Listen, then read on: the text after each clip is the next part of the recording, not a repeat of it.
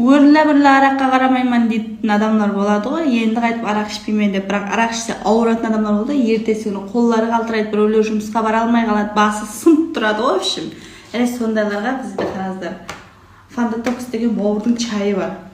Ішуге барасыздар бір жерге, отырсаққа барасыздар, құдағайлармен ішуге, құдалыққа барасыздар. Сондай уақытта не қыласыздар? Іш дейді. Ішпеймен десең, бірақ ішуге мәжбүр болып қаласың. Сондай уақытта міне бауырдың чайы мынандай болады. Аласыздар, сөйтіп алып ашасыздар. Ашып болып қасыңызға бір стаканға таярлайсыздар. Мынау чайыңыз қолға ұқсайды тұр, қап-қара болып. Бұлғап тұрасыздар, қоясыздар сөйтіп қасыңызға. Бір рюмка құяды. Ұрасыздар бір рюмканы. Сөйтіп ұрып болғаннан кейін аласыздар, мына жақтан екі ұртылайсыздар мына. Фанда Токс. Сөйтіп бірінші рюмка кетті, одан кейін қайтадан екінші рюмканы ұрасыздар. В общем, сөйтіп майдалап отыра бересіздер мына. Бұл не қылады? Сол кезде бауырды жуып береді. Бұл бауырды жуып береді. Ана ішіп жатырған арағыңызды жуып жібереді.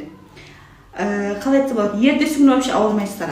Ана асқазанлар жаман болып, миыңыз айланып деп құсып өйтіп жүрмейсіздер. Чотке боласыздар. Әсіресе ана бір нормальный жұмыс істейтіндер болады ғой, көп ішеді олар білмеймін.